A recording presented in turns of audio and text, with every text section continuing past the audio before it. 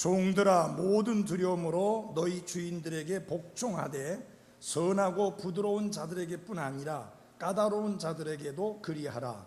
사람이 부당한 일을 당하고도 하나님을 의식함으로 고통을 견디면 이것은 감사할 일이나 너희가 너희 잘못으로 인하여 매를 맞고 참으면 그것이 무슨 영광이냐?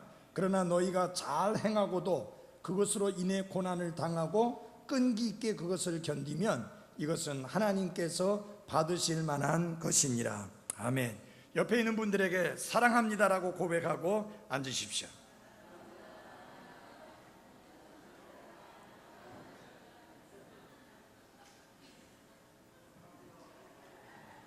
자, 우리는 하나님의 종들로서 삶을 살아갑니다. 나는 죄의 종이 아닌 것을 하나님께 감사드립니다. 사탄의 종이 아닌 것을 하나님께 찬양드립니다. 예수 그리스도의 종이요 하나님의 종인 것을 인해서 하나님께 영광을 돌려드립니다. 이제 하나님의 종들로서 우리에게 주어진 책임에 대하여 말씀을 드렸는데, 특별히 다양한 분야에서 우리가 어떻게 해야 될 것을 말씀드렸습니다. 성경은 어느 누구도 무시하지 말고 멸시하지 말고 업신여기지 말고 깔보지 말고 모든 사람을 뭐 하라고 그랬어요? 금방 또 잊어버렸네요. 뭐 하라고 그랬어요? 존경하라 그랬습니다. 이 존경하라고 하는 말은 공경하라는 말하고 같은 단어입니다. 내 아버지와 내 어머니를 공경하라 했을 때 같은 의미인데, 그 말은 높이 평가하라 그 뜻입니다. 여러분 사회 나가면 여러분 높이 평가해 줍니까? 어디 갔을 때 여러분 높이 평가해 줍니까? 이 사회는 어떻게 취급하는지 압니까? 자동차를 몰고 가도 그렇고 백화점에 가도 그렇고 식당에 가도 그렇고 어떤 곳에 가보면은 어떻게 하느냐? VIP라고 하는 게 따로 있습니다. Very important person이라고 하는 게 아주 중요한 사람입니다. 뭐가 중요해요? 돈이 많다 뿐이지. 그러니까 그게 이제 부족하니까 어떻게 하느냐? 앞에다가 V를 하나 더 붙였어요. Very very important person이라는 거예요. 매우 매우 중요한 사람이에요. 뭐가 그렇게 매우 중요해요?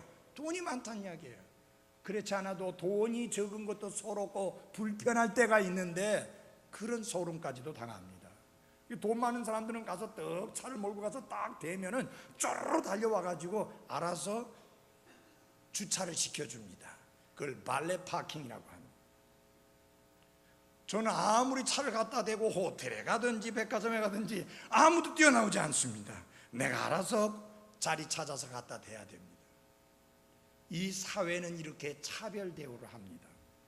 있는 사람과 없는 사람을 차별 대우합니다. 배운 사람과 그렇지 않은 사람을 차별 대우합니다. 그래서 업신여기기도 하고 무시하기도 하고 그리고 깔보기도 합니다. 그러나 성경은 하나님의 종들 된 그리스도인이 모든 사람들을 대해서 그가 어떤 사람이든지 간에 상관없이 그들을 존경하라고 했는데, 높이 평가하라, 명예를 부여하라, 그런 뜻입니다. 여러분, 자녀로서 당연히 아버지 어머니를 높이 평가해야 합니다. 맞습니까? 아멘 안 해요. 맞아요? 여러분이 부모를 높이 평가하십니까? 저희 아이들은 그렇게 이야기를 합니다. 제일 존경하는 분이 누구냐? 우리 아버지, 우리 어머니라고. 성에는 지금 표정이 이상한데 근데 우리 아들들은 그렇게 이야기합니다. 네. 작은 아들도 좀 이상하고 큰 아들은 확실해요. 그러니까 상대방들이 그 말을 듣는 사람들이, 젊은 사람들이 눈이 휘둥그레지면서 놀라는 거예요. 당연한 것이 놀라는 그런 상황이 되었습니다. 여러분, 이 세상에 사람들 중에 여러분이 가장 귀히 여기고 소중히 여기고 높이 평가하셔야 될 분은 바로 여러분의 아버지와 어머니입니다. 왜요? 그분은 나를 낳아주시고 길러주셨고 오늘의 내가 있기까지 그분들은 많은 수고와 희생을 하신 분들입니다. 사람들 중에서는 제일 귀한 분들입니다. 뭐 아버지 어머니가 뭐 제대로 해준 게 있어야죠. 뭐 훌륭한 면모가 있어야죠. 아까 말씀드렸잖아요. 그렇게 판단하면 안 된다고. 그분이 내 아버지요, 그분이 내 어머니라는 그 사실 하나만 갖고도 자녀들로부터 존경을 받으시기에 충분하고 합당하신 분이십니다. 그래서 성경은요, 부모를 업신여기고 부모를 공경하지 않는 자에 대해서 구약 성경에는 죽이라고 그랬어요. 그 정도로 엄중하게 말했습니다. 여러분, 세계에서 부모 공경을 제일 철저하게 가르치는 신앙이 뭐냐? 기독교 신앙이에요. 근데 잘못 오해하고는 죽은 부모를 위해서 제사를 드리지 않는다고 홀의 자식이니 불효 자식이니 부모도 모르는 놈들이니 하는데 안 그렇습니다, 여러분. 효도를 하고 싶어도, 공경을 해드리고 싶어도 살아계시지 못하니까 공경을 못하고 효도를 못 해드리는 거 아니에요. 왜요? 돌아가셨잖아요. 한 줌의 흙으로 가셨잖아요. 어떻게 공경하고 어떻게 효도를 합니까? 그래서 성경은 어떻게 가르칩니까? 살아있을 때 공경하고 효도하라는 겁니다. 여러분의 부모가 살아계시다는 사실은 여러분이 최선을 다해서 부모님을 공경하고 그리고 효를 다하라고 하는 사실을 명심하기를 바랍니다.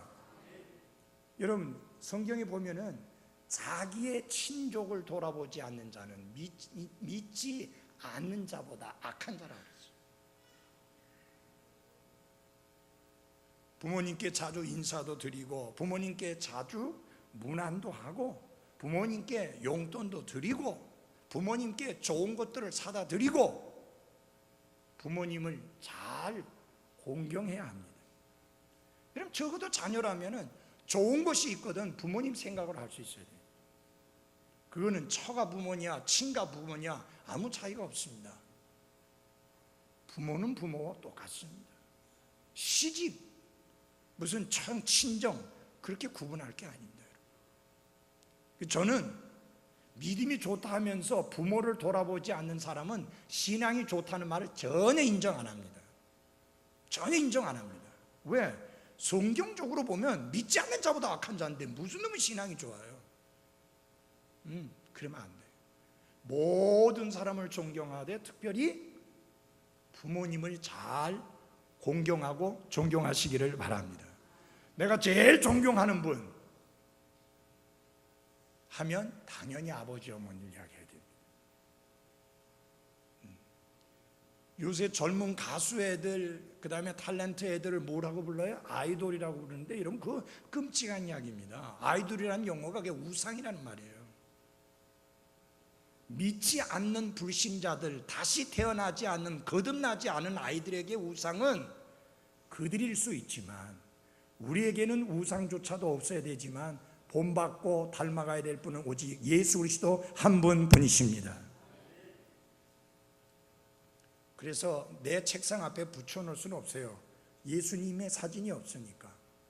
대신에 책상 위에 성경을 갖다 놓고 성경을 부지런히 읽으면 예수님의 모습을 다 보게 되고 예수님을 만나게 되고 그분을 닮아가게 되는 것입니다. 왜? 성경이 예수님 말씀하기를 내게 대하여 기록하고 있다. 성경은요 딴 이야기 하는 게 아니에요. 도덕책이 아니에요. 윤리책이 아니에요. 성경은 우리의 구원자요 우리의 주님이요 하나님의 아들이시요 하나님 자신이신 예수 그리스도를 보여주고 가르치는 책입니다. 왜 보여줍니까? 그분을 통해서 구원받도록 하기며 구원받은 그리스도인이 그분의 모습을 닮아 변화되도록 하기 위함입니다. 그래서 성경이 말씀하고 있잖아요. 믿음의 창시자요 우리 믿음의 창시자요 우리의 믿음을 완전케 하시는 분인 예수 그리스도를 바라보자. 실끝 쳐다보는 것이 아니라 계속해서 끊임없이 눈을 고정하고 바라보아야 할 것을 말씀하고 있습니다. Looking unto Jesus. Looking이라는 말은 계속해서 본다고 하는 현재 진행형을 말하는 거예요. 어제 봤으면 그걸로 끝난 게 아니라 오늘도 보셔야 돼요. 내일도 보셔야 돼요. 우리의 인생이 마치는 그날까지 우리는 우리 믿음의 장치자여 우리의 믿음을 완전케 하시는 분인 예수 그리스도를 바라보아야 하는 것입니다. 여러분, 누구를 자꾸 바라보면 그분의 모습으로 변화됩니다. 맞아요? 여러분, 부부가 닮아가는 부부가 있습니다. 얼굴이 비슷하게 닮는 것 같아요. 근데 전혀 안 닮는 부부가 있습니다. 어떤 사람이냐? 맨날 으르렁거리고 사는 사람들, 안 쳐다보잖아요. 안 닮아.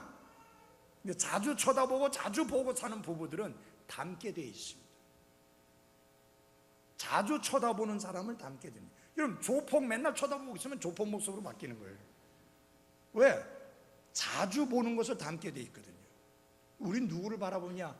예수님을 바라보게 되면 예수님을 닮아가게 되어 있는 것입니다. 예수님이 말씀하십니다. 하나님의 종들로서 살아가는 구원받은 성도들아, 그리스도인들아, 모든 사람을 존경하라. 그렇게 말씀합니다. 어느 누구도 무시하거나 업신여기거나 깔보아서는 안 됩니다. 여기 특별히 연세 많으신 노인들, 어르신들에게 말씀을 드립니다. 아이고, 뭐 우리가 뭐 교회를 위해서 할 것이 있느냐고, 돈이 있나 힘이 있나 그런 말씀 하지 마십시오. 여러분들 우리 교회 안에서 굉장히 소중한 어른들이십니다. 저는 여러분들이 앉아 계신 이것만 갖고도 저의 사역 가운데 굉장한 힘이 되고 격려가 되고 축복이 되고 기쁨이 됩니다. 여기 전부 젊은 사람만 앉아 있다고 생각해 보세요. 딴 사람이 똑 들어서 보고 청년 집회 하는가 보다 하고 나갈 거 아니에요. 그런데 어르신들이 곳곳에 앉아고 계시니까 얼마나 이게 균형이 잡히고 좋습니까? 옛날에 제 목회 속에 어르신들이 없어가지고 얼마나 불편했는지 모릅니다. 근데 하나님이 요사에 또 어르신들을 자꾸 주시니까 어르신이 존대해 오니까 어르신 존대해 오잖아요. 너무 좋습니다. 뭐 몸으로 움직여서 섬겨야만 섬김이 아닙니다. 여러분이 있어야 될 그 자리에 계시는 그것만 갖고도 굉장한 축복이요 격려요 도전입니다. 그런 의미에서 어르신들이 참 잘 나오시는데 어떤 어르신이 수요일 안 나오셔. 이제 그 어르신도 수요일 나오셔야 돼. 아니, 다른 어르신들은 늦게 믿음 가지고 늦게 구원받고도 잘 오시는데 굉장한 격려입니다. 여러분 한번 생각해 보십시오. 내가 교회 출석하고 예배에 참석하는 게 다른 분들에게 도전이 되고 격려가 된다고 하면 내 삶이 그만큼 유익하다는 말 아닙니까? 그 복된 일에 왜 내가 또 열심히 동참해야죠? 맞습니까? 마찬가지예요. 요새 이 수요일날 잘 안 나오는, 나 임동선 목사님하고 이야기를 하다가 창피해갖고 혼났어요. 우리 교회보다 출석이 적은데 수요일날 50명 모인대요. 우리 교회는 30여 명 모이는데 창피해가지고 내가 제발 여러분 목사 좀 창피당하지 않게 좀 합시다. 아니, 우리 교회는 다른 교회에 비해서는 수요일 저녁이 괜찮은 편인데 그 교회 비하니까 그냥 잽도 안 돼. 그러지 말고. 자, 이거 하다 보면 아침에 설교한 거 다 하다 보니까 안 되겠어요. 자, 다 같이 합시다. 하나님의 종들은 복종하는 삶을 살아야 한다. 2장 18절 보십시오. 종들아, 모든 두려움으로 너희 주인들에게 복종하되 선하고 부드러운 자들에게 뿐만 아니라 까다로운 자들에게도 그리하라. 첫째는 하나님께 복종하는 삶을 살아야 되는데, 하나님께 감사와 찬양을 드려야 될 것은 우리 하나님은 까다로운 분이 아니십니다. 여기 나오는 대로 선하고 부드러우신 분인 것을 감사합니다. 여러분 그렇게 믿어요? 하나님 선하고 부드러운 분 맞죠? 한없이 부드러우신 분. 그렇지 않으면 우리 가운데 살아남을 사람이 하나도 없어요. 우리가 얼마나 하나님이 기뻐 받지 않을 만한 일을 합니까? 그런 생각을 합니까? 그런 말을 합니까? 그런 행동을 합니까? 그런 삶을 살아갈 때가 얼마나 많습니까? 그때 하나님께서 진노를 폭발시켜가지고 우리를 치신다면 여기 살아남을 사람 누가 있겠어요? 제일 먼저 저부터 죽습니다. 왜? 우리 아무도 완벽하지 않습니다. 근데 하나님이 정말 선하고 부드럽게 대해주셔서, 그것도 부족해서 하나님이 은혜를 더해 주셔서 감당할 수 없을 만큼 은혜 위에다가 또 은혜를 부어주시는 하나님을 찬양합니다.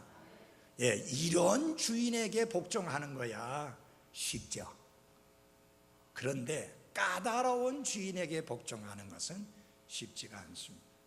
근데 여러분과 제가 생활을 하다 보면 우리가 때로는 까다로운 주인을 섬겨야 할 때가 있습니다. 직장의 상관이 그럴 수 있습니다. 학교의 선생님들이 그럴 수 있습니다. 집안의 남편이 그럴 수도 있고 시부모님이 그럴 수도 있습니다. 목사는 시어머니가 참 많거든요. 여러분이 다 시어머니거든요. 다 시아버지고, 그렇게 까다로운 시아버지 시어머니들도 있거든요. 참 어려울 때가 있습니다. 근데 성경 뭐라고 말하느냐? 모든 두려움으로 그 권위자에게, 그 권위에게 복종을 하라. 아침에 말씀드렸죠. 왜 해야 되냐? 모든 권위는 하나님께로부터 옵니다. 사람에게서 나는 게 아닙니다. 모든 권위는 하나님께로부터 옵니다. 그 권위자가 선하고 부드러운 사람일 수 있습니다. 때로는 까다로운 사람일 수도 있지만 모든 권위는 위로부터 하나님께로부터 온다. 그래서 뭘 해야 된다고요? 큰 소리로 뭐 해야 된다고요? 복종해야 합니다. 모든 권위에 복종해야 됩니다. 아내는 남편의 권위에 복종해야 됩니다. 절대로 그리스도인 가정에서는 여권 상위 시대라고 하는 말조차가 나와서는 안 됩니다. 하나님이 가정의 가장으로 세우신 권위는 남편에게 있기 때문에 그 남편의 권위에 아내도 자식들도 순종하고 복종해야 합니다. 그 남편이 월등하게 뛰어나고 잘나고 많이 배웠고 똑똑했기 때문이 아니라 하나님이 주신 그 권위 때문에 그렇습니다. 학교에 갔을 때 학생들은 선생님의 권위에 복종을 해야 합니다.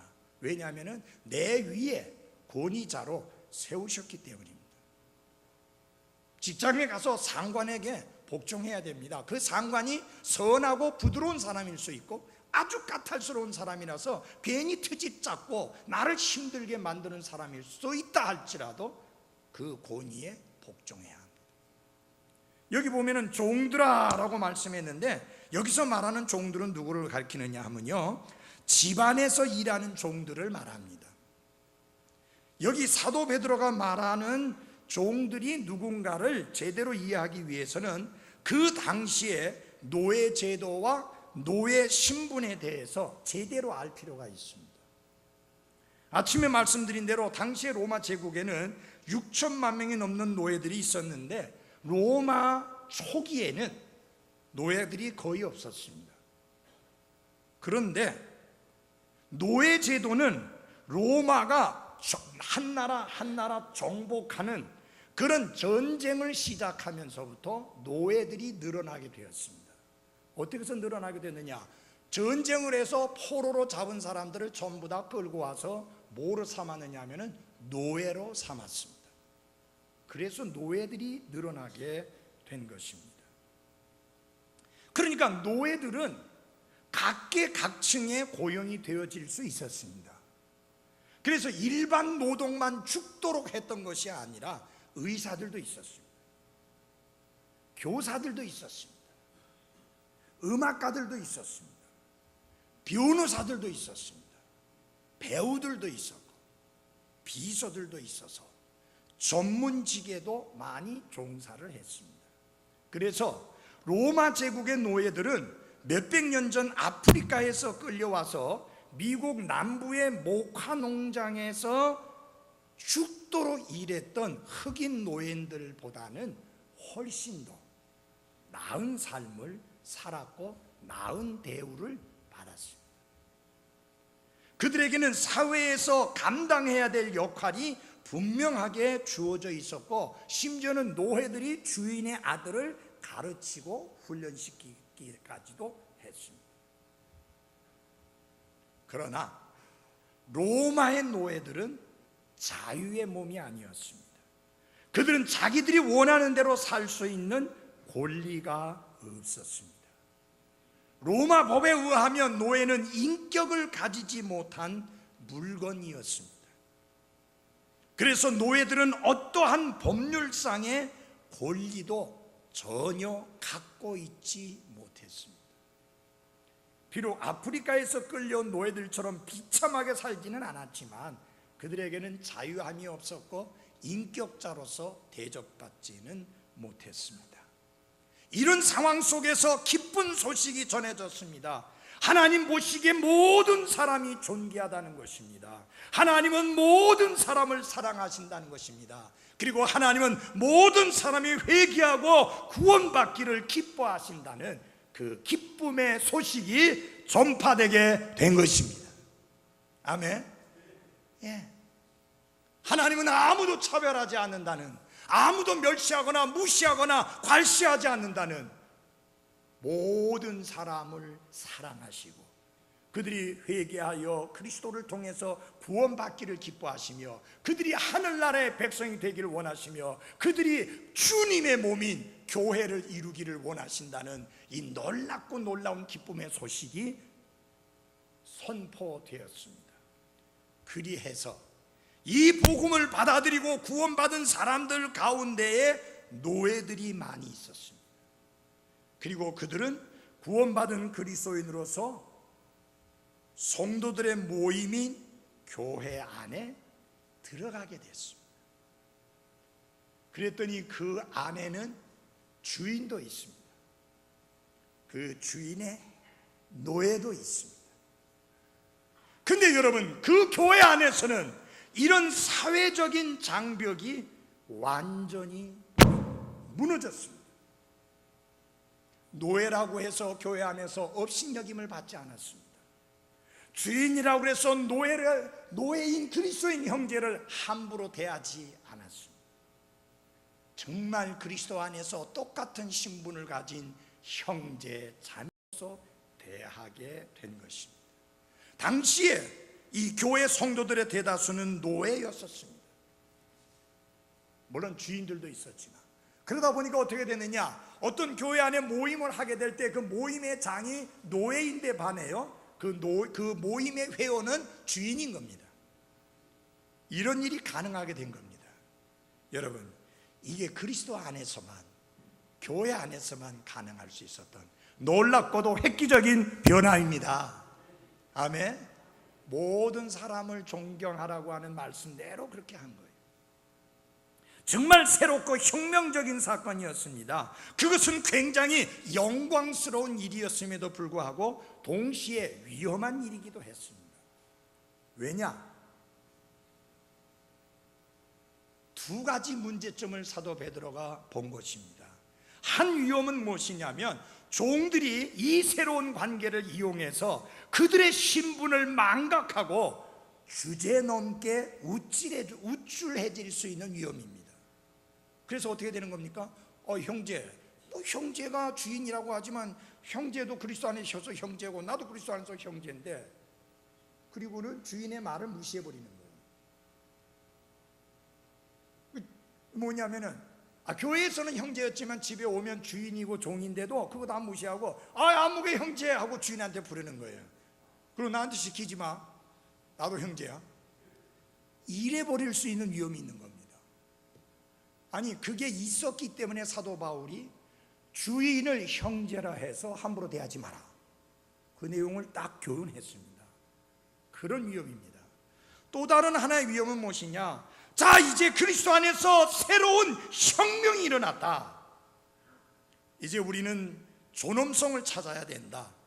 그래서 종들을 반항하게 만들 위험과 노예 제도를 폐지하도록 요구하는 운동을 일으킬 수 있는 위험성이 있는 겁니다. 실제로 그런 일들이 있었습니다. 오히려 많은 사람이 목숨을 잃기만 했습니다. 그것은 바뀌어지지 않았던 거죠. 그래서 사도 베드로는 이걸 분명하게 가르칠 필요가 있다. 그래서 종들아, 주인에게 어떻게 하라고요? 복종하라. 두려운 마음으로 너희 주인들에게 복종을 하라.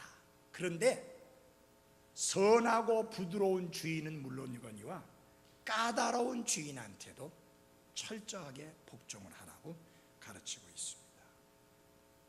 사랑하는 여러분, 성경의 가르침은 명백합니다. 그리스도인과 그리스도인과의 관계는 인간과 인간과의 관계를 결코 파괴하지 않는다고 하는 것입니다. 무슨 말이냐 하면요, 여러분이 사회에 나가게 되면 상관이 있고 부하가 있습니다. 우리가 그리스도인이니까 상관도 그리스도인이고 나도 그리스도인이니까, 예를 들어서 별자리가 있는데 우리 영수 형제가 소령인데 별자리한테 아무개 형제님 했다가는 살아남기 힘들겠죠. 어쩌면 어디 가야 돼요? 그 군 형무소에 가야 돼요. 그거는 뭐냐? 질서 파괴예요. 다시 말하면 우리가 그리스도 안에서 형제자매라는 사실이 사회에서의 인간관계를 폐지시키고 무너뜨리는 것은 아니다 하는 이야기입니다. 여러분이 섬기는 상관이, 여러분 위의 상관이 그리스도인일 수 있습니다. 그가 그리스도인이라고 함부로 대하지 마십시오. 깍듯이 예를 갖추어서 오늘 아침에 말씀드린 대로 질서 있고 품위 있게 해야 합니다. 하나님 정하신 질서입니다. 예. 마찬가지. 자, 예를 들어 보십시오. 이 교회에서 사역을 하다 보면은 담임 목사도 있고 또 다른 목사도 있고 또 다른 목사도 있고 목사도 있을 수 있습니다. 그런데 다른 목사들이 뭐라고 말합니까? 뭐 목사님도 목사고 나도 목사고 우리 다 목사인데, 이래버리면 안 되는 거죠. 담임 목사가 있고 담당 부서가 있는 목사들이 있습니다. 그래서 영어로는 뭐라고 말하느냐면 각 담당 목사들이 있고 그 다음에 제일 담임 목사를 뭐냐면 시니어 패스터라고 말합니다. 그게 담임 목사라는 뜻입니다. 모든 일은 질서가 있어야 되고 모든 권위에는 순종과 복종이 있어야 됩니다. 마찬가지입니다. 교회 안에서도 마찬가지입니다. 지난 주간에 이제 어떤 분하고 이제 대화를 하는데 이제 자매가 하나 또 일어나더니 목사님, 우리 이제 목사님이 아니라 이제 앞으로 수요일 날은 식사 안 하기로 했습니다. 눅 광고를 해버린 거예요. 목사님 깜짝 놀라요. 이야기도 없이. 그러면 되는가요, 안 되는가요? 왜 대답을 안 해요? 돼요, 안 돼요? 자, 어느 날 윤혜 숙자매님 앞에 나와서 하는 말이 이제 점심 식사 안 하기로 했습니다 하면 돼요, 안 돼요? 이해가 돼요? 돼요, 안 돼요? 그러면 안 되죠. 그건 무질서요. 하나님은 무질서를 싫어하십니다. 교회는 질서가 있어야 되고 교회는 품위가 있어야 돼요. 그래서 마찬가지입니다, 여러분. 자, 주인과 노예가 있는데 우리가 함께 그리스도인이니까 같이 형제니까 우리만 그냥 맘먹자. 그래서 우리 말 트자. 그냥 편하게 이야기하자.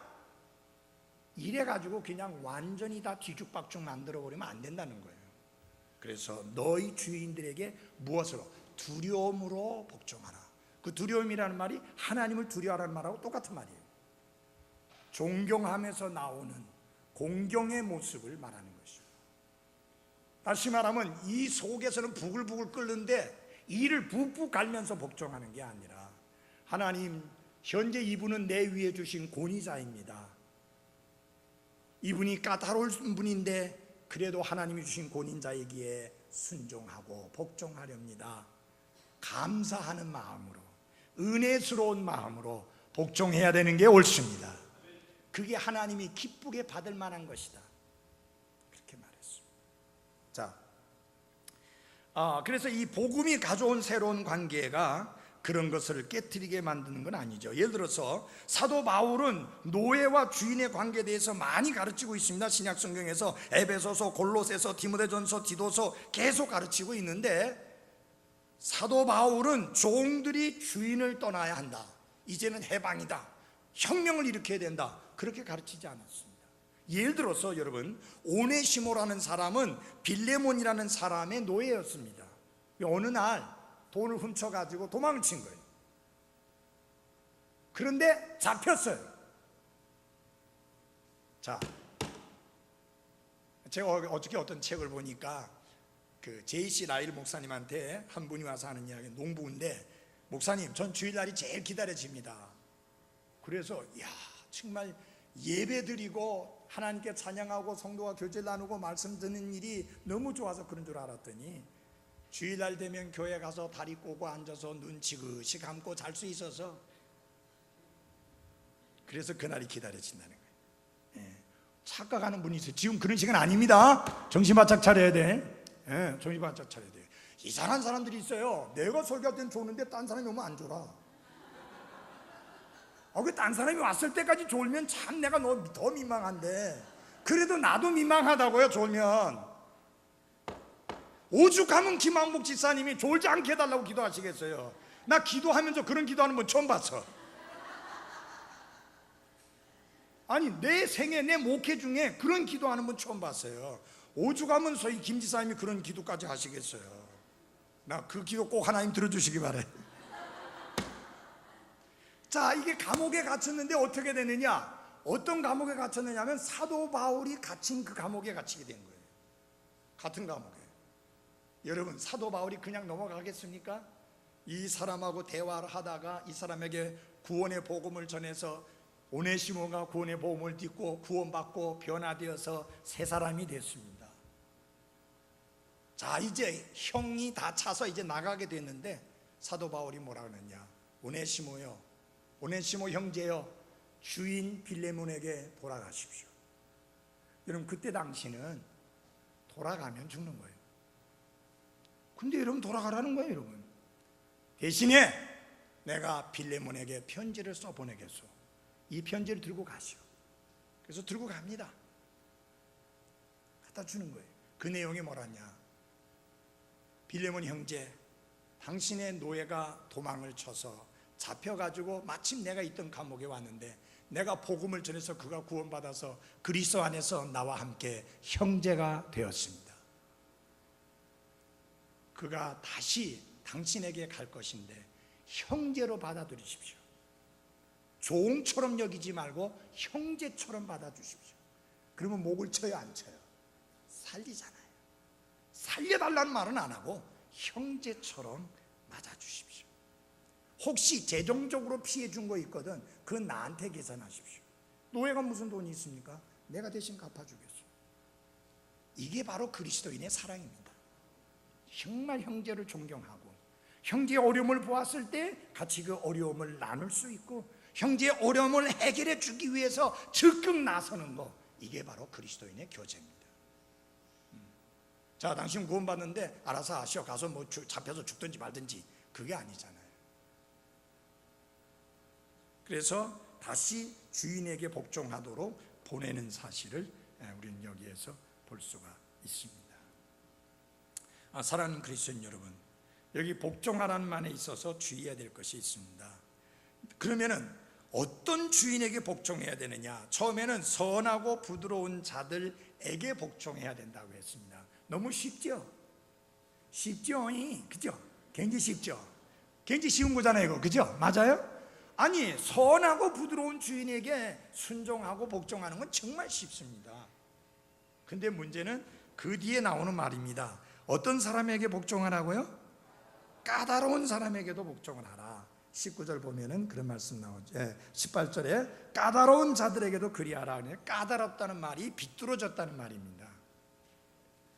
다시 말하면 신체적으로 종들을 학대하거나 임금 지불하는 것이나 일에 대한 시기에 있어서 마음이 비뚤어지고 정직하지 못한 주인을 말하는 겁니다. 비뚤어지고 악하고 몰인정하고 그릇되고 불의한 이런 주인에게 대하여 어떻게 해야 되느냐? 대적해야 되느냐? 아니라는 겁니다. 복종하라는 것입니다. 그러면서 19절과 20절에 그 지침을 주었습니다.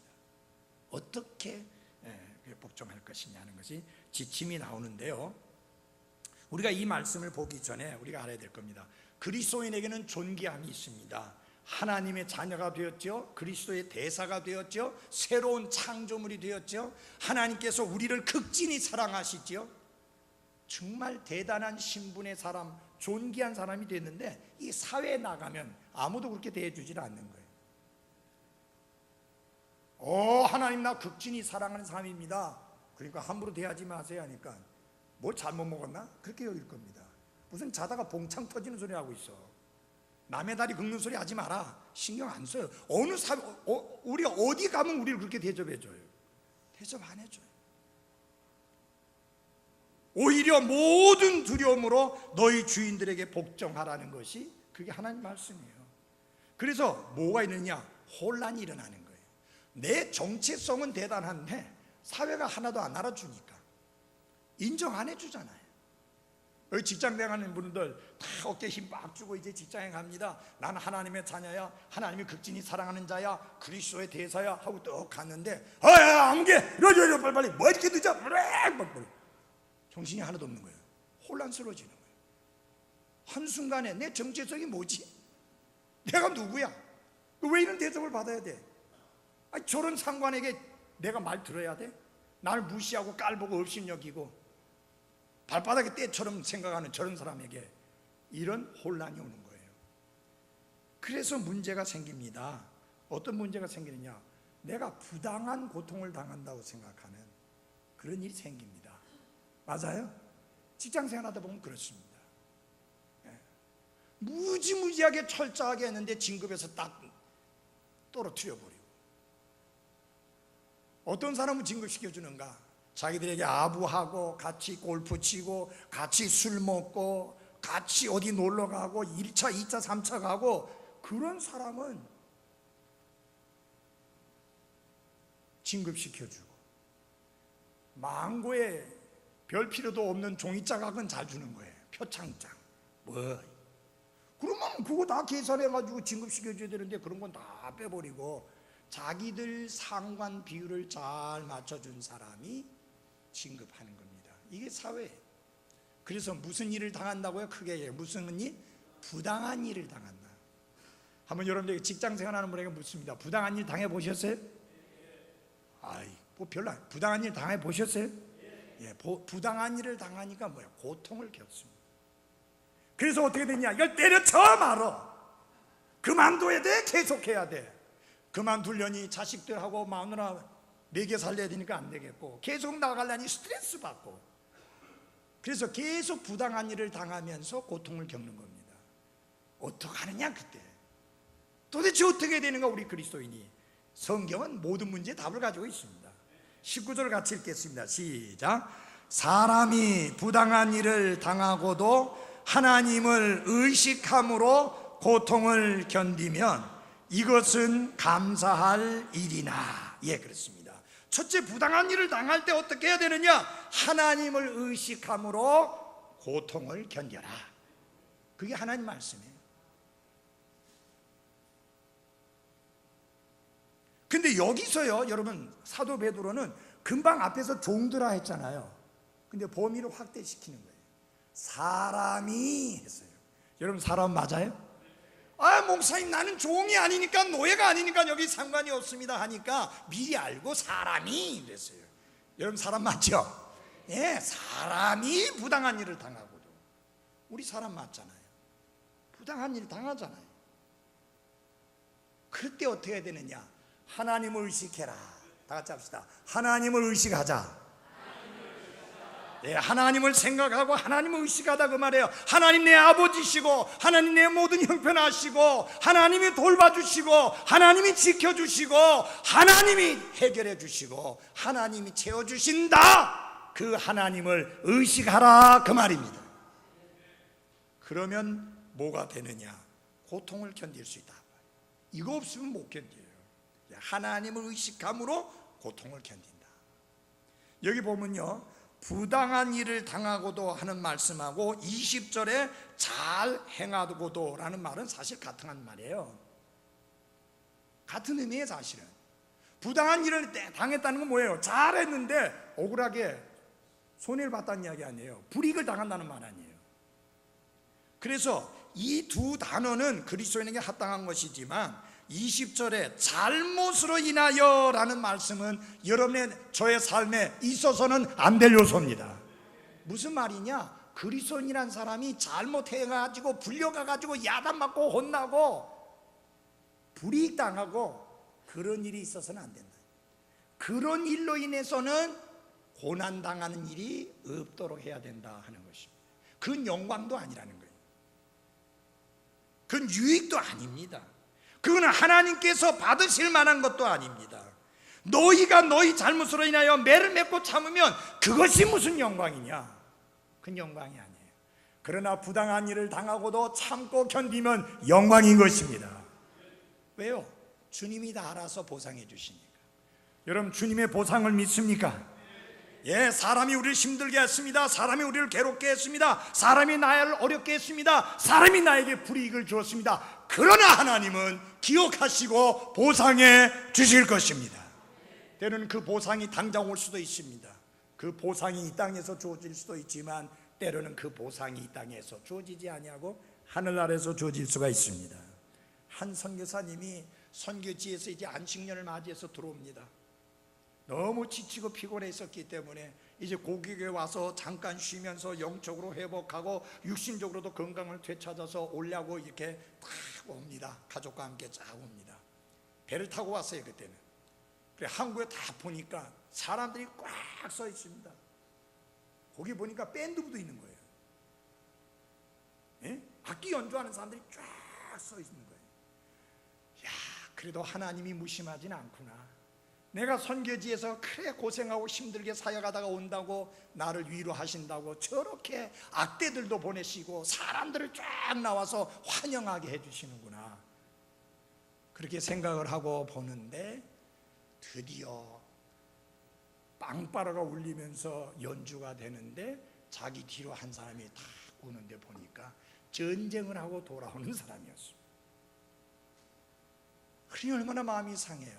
하나님, 세상에 전쟁하고 사람 죽이고 피 흘리고 돌아오는 사람을 위해서는 절에 대대적인 환영을 하는데, 하나님의 일꾼으로, 하나님의 종으로, 하나님의 사람으로서 선교를 위해서 천하보다도 귀중한 영혼을 그리스도께 인도해서 하늘나라 백성 만들기 위해서 죽기를 각오하고 섬겼던 내가 돌아오는데 한 사람도 나와서 맞이하지 않으니 이럴 수가 있습니까? 하나님, 해도 너무합니다.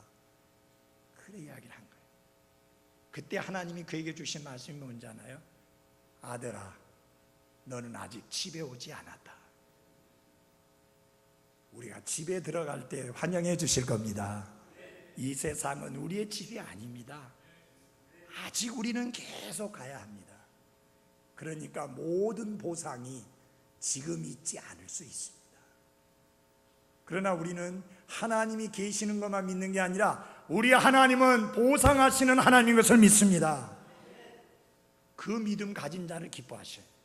하나님이 보상해 주신다는 것을 믿는 믿음을 가진 자를, 그 믿음이 하나님을 기쁘시게 하는 믿음이에요.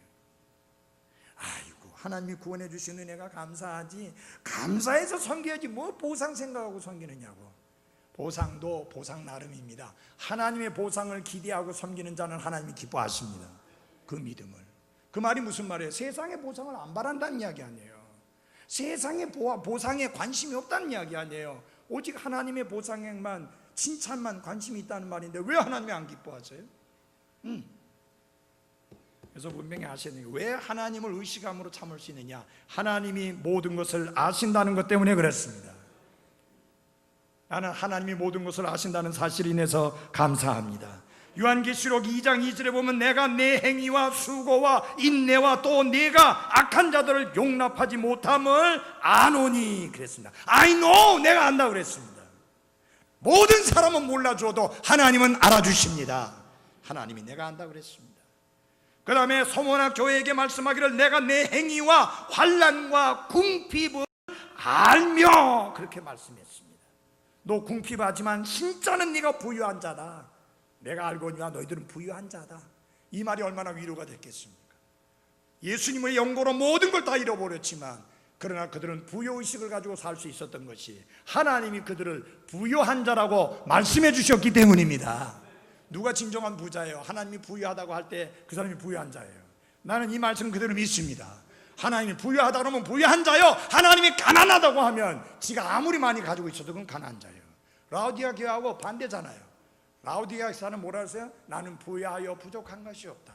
이것도 있고 저것도 있고 이것도 넘치고 저것도 넘친다고 했지만 하나님은 뭐라고 말씀하신가? 그게 중요해요. 너희들 벌거벗었다. 너희 눈 멀었다. 여러분 보십시오. 눈 멀었으니 얼마나 비참한 거예요. 벌거벗었더니 얼마나 비참한 겁니까?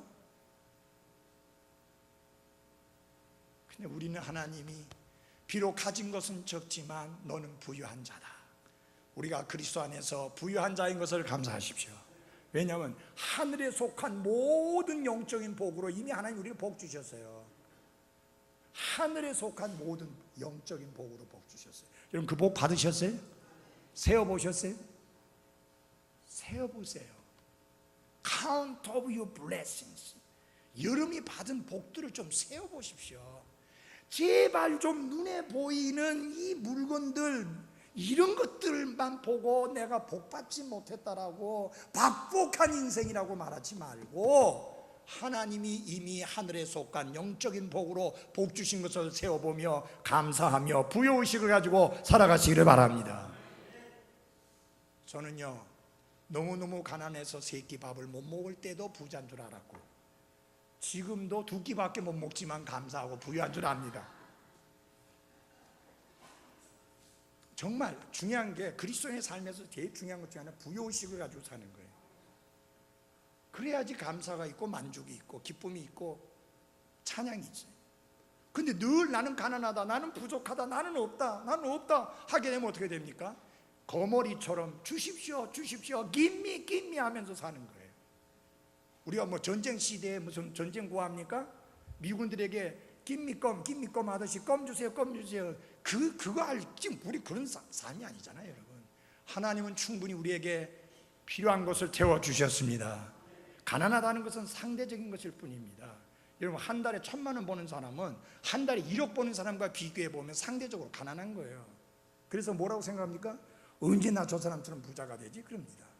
근데 1억 버는 사람은 한 달에 10억 버는 사람 쳐다보면서 나 언제 저렇게 되지? 그러는 거예요. 어떤 가수애가 말해요. 잘 나갈 때 한 달에 1억씩 벌었대요. 그래갖고 중국에 갖고 1,000만 원짜리 식사를 했대요. 나이도 20살도 안 된 녀석이. 지금 쫄딱 망해가지고 겨우 밥 먹고 살아. 하나님은 우리가 그래, 이게 뭐 올라갔다 내려갔다 엉망진창된 삶 살지 않고 그저 이렇게 편안하게 가도록 필요한 만큼 채워주시는 거 감사합니다. 하나님 필요한 것만 채워주시면 돼요. 내 욕심 안 채워도 돼요. 욕심을 채워주면 어떻게 되는지 알아요? 하나님 없어요. 하나님 상관없어요. 하나님 생각 안 해요. 하나님 의식 안 해요. 그것들에 빠져가지고 정신이 없어요. 여러분, 여기 전도서 기자가 기도한 게 뭐예요? 하나님, 2가지 기도할게요. 2가지를 내 생에 주십시오. 첫째 하나는 뭐예요? 가난하게도 마옵시고 부하게도 마시고 필요한 것들로 채워주십시오. 왜? 부자가 돼가지고는 하나님 없다 하고, 가난하면은 원망하고, 그러니까 필요한 것만 채워주십시오. 솔로몬만큼 역대의 부자로 산 사람이 없습니다. 그 사람의 하루 양식은 여러분과 제가 1년 동안 먹는 양식보다 훨씬 더 많았습니다. 하루 양식뿐이, 하루 양식으로 해서 쓰는 돈이 여러분과 제가 1년 동안 먹기 위해서 쓰는 돈보다 더 많았습니다. 그렇게 많이 썼습니다. 은을 돌처럼 흔하게 썼습니다. 모든 기구들이 금이었습니다. 근데 행복하다고 했어요? 그 모든 걸 다 누리고 나서 한 소리가 헛되니 모든 것이 헛되다. 사람의 본분이 무엇이냐? 하나님을 두려워하고 악에서 떠나 사는 것이다. 그래 결론 지었습니다. 모든 것을 누려본 사람이 여러분과 제가 그렇게 살아갈 수 있기를 바랍니다. 자, 필라델피아 교회에게는 내가 네 행위를 아노라. 네가 적은 힘을 가지고도 내 말을 지키며 내 이름을 부인하지 아니하였도다. 내가 내 행위를 아노라. 그렇게 말했습니다. 하나님은 우리의 모든 것을 아시는 것을 감사하십시다. 그러니까 부당한 일을 당하더라도 하나님을 생각하면서 견뎌야 합니다. 아시겠어요? 때려치고 나오지 마십시오. 견딜 수 있을 때까지 견디십시오. 나가라고 밀어낼 때까지 견디십시오.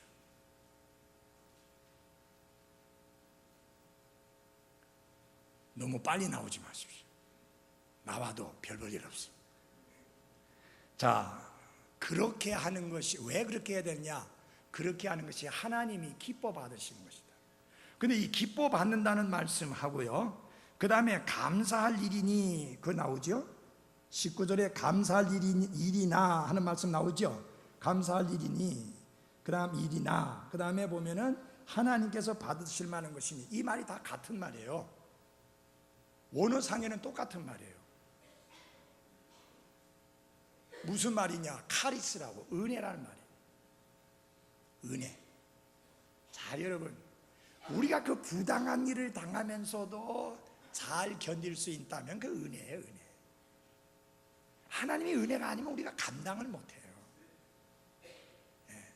그래서 감사할 일이라는 말이 은혜라는 말입니다. 그렇게 부당한 일을 당하면서도 견딜 수 있는 게 하나님의 은혜고, 정말 억울한 일을 당하고 힘들게 고통을 당하면서도 견딜 수 있는 것도 하나님의 은혜다. 우리가 은혜가 없이는 살 수가 없습니다. 이 말씀을 드리고 결론을 맺겠습니다. 사도 바울이 그런 고백을 합니다. 나의 나 된 것은 하나님의 은혜다. 실제로 사도 바울만큼 채찍에 맞고 돌에 맞고 죽을 감옥에 갇히고 죽을 위험을 겪은 사람이 없습니다. 물론 마침내도 죽었죠. 근데 그가 고백하는 게, 내가 이 모든 일을 감당할 수 있었던 것이 하나님의 은혜다. 내가 대단한 용기가 있어도 아니고, 내가 굉장한 인내의 사람이라서 그런 게 아니고 하나님의 은혜다. 그러니까 하나님의 은혜가 아니면 난 아무것도 할 수 없었다. 얼마나 겸손한 고백입니까? 사도 바울 큰 소리 칠만 하잖아요. 그런데 뭐라고 말합니까? 내가 그렇게 할 수 있었던 모든 것이 하나님의 은혜다. 우리 모두 다 마찬가지입니다. 뭔가 대단히 할 수 있었다면 하나님의 은혜입니다. 내가 견딜 수 있었다면 하나님의 은혜입니다. 원수까지도 용서할 수 있었다면 하나님의 은혜입니다. 이 간증만 읽어드리고 말씀을 맡겠습니다. 손영한 목사님 잘 아시죠?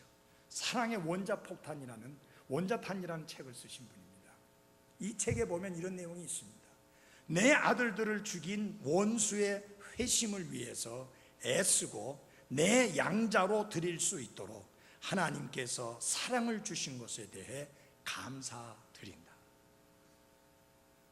원수가 구원받고 하나님의 자녀가 되도록 하는 데 있어서 그렇게, 그리고 나아가서 그를 양자로까지 받아들일 수 있도록 하나님께서 나에게 큰 사랑을 주신 것에 대해서 감사를 드린다. 1948년, 장소는 38선 부근의 도시 순천이었습니다. 제가 그 순천 김씨입니다. 한때 공산주의자들이 잠깐 동안 도시를 지배하면서 손 목사님의 두 아들 마태와 요한을 죽였습니다. 그들은 순교자로 죽으면서 자신을 핍박하고 죽이는 사람들에게 예수님을 믿으라고 전도했습니다. 공산주의자들이 쫓겨난 후에 그들이 채선이라고 하는 마을의 한 젊은이가 쏜 총에 그 두 아들이 목숨을 잃었다는 것이 밝혀졌습니다. 그래서 그는 체포되었고 처형하라고 하는 명령이 내려졌습니다. 여러분, 이때 손 목사님은 찾아가서 그 명령을 철회해달라고, 그리고 채선이라는 사람을 놓아달라고, 그리고 그를 내 양자로 입양할 수 있게 해달라고 그렇게 부탁을 했습니다. 살해를 당한 두 청년의 누이 동생인 13살짜리 라헬도 자기 아버지의 믿을 수 없는 그 부탁이 사실이라고 증언을 해주었습니다. 그때서야 법정은 채선을 석방시키라고 명령을 내렸고, 그는 손 목사님의 아들이 되었으며 예수 그리스도의 은혜를 믿고 믿음의 생활하는 그리스도인으로 변화되었습니다. 손 목사님이 어떻게 그렇게 할 수 있었느냐고 묻는다면 그분은 한마디로 대답할 것입니다. 하나님의 은혜였습니다. 나도 여러분과 똑같은 사람입니다. 근데 그렇게 할 수 있었던 것은 전적으로 하나님의 은혜였습니다. 오늘 우리가 그렇게 할 수 있는 것도 하나님의 은혜인 것을 잊지 마십시다. 은혜로 삽시다. 기도하겠습니다. 오 아버지 하나님, 이 오후에도 하나님의 말씀을 선포할 수 있는 귀하고 복된 시간 주신 거 감사합니다. 귀한 말씀을 달게 받는 성도들로 인해 감사합니다.